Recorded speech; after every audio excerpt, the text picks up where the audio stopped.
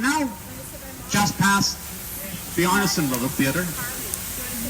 Coming up to the Riverwalk, we're going to sail by a sculpture here which depicts an old cattle driver that used to come through town in the mid-1800s, back when San Antonio was a big cattle and ranching town, before the arrival of the railroad in 1877.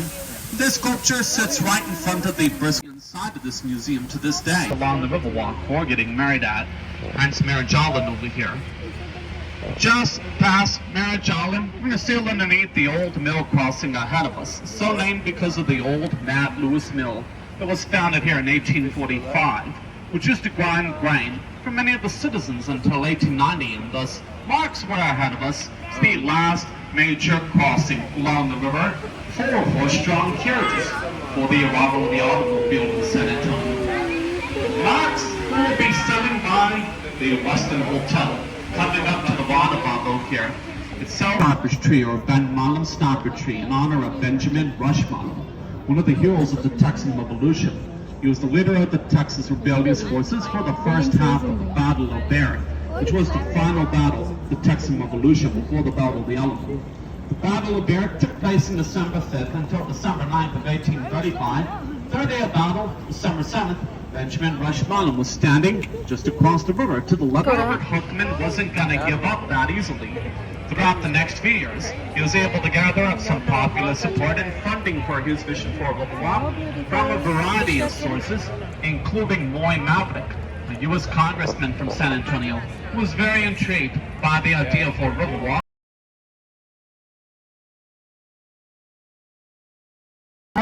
We'll sail by this fountain here, which is also man-made and actually recycles water from further on down south of the river to this area right here. Just past all of this, around this one turn, we're going to be approaching a fork in the river, where as we approach the fork, we're going to be making...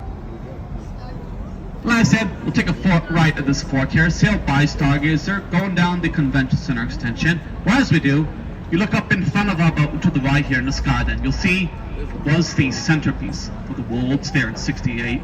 The Tower of America is right up here.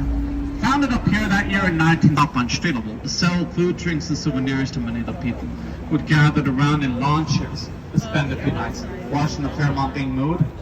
Once the Fairmont then got to its new spot at South Alamona Wood Street, it then reopened as a first-class hotel. And in its old spot, they were then able to put the Marriott River Center.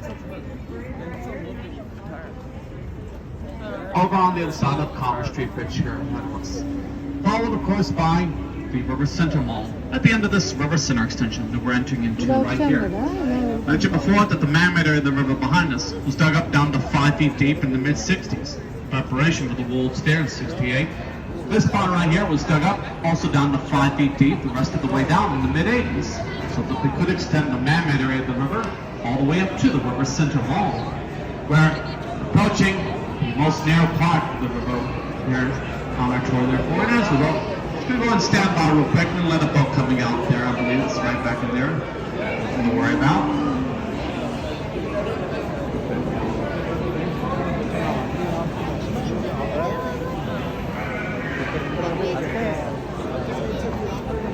Now this River Center Mall up ahead of us here is itself to this day the third largest mall here in all of San Antonio.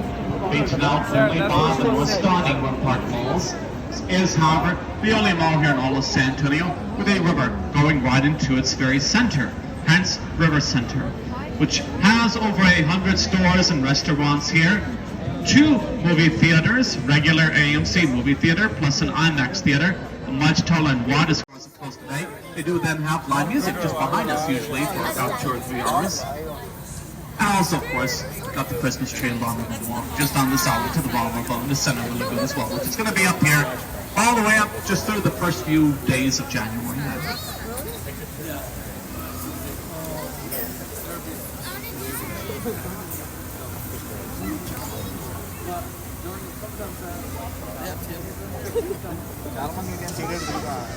Story goes that was back during the age of exploration that the country of Spain, who laid claim to much of what is now modern Texas and Mexico, had expeditions sent out in order to set up missions so that they could convert some of the local natives down here, and also create a defensive border against French-occupied Louisiana, since French and Spanish empires were major rivals with each other for territory, the American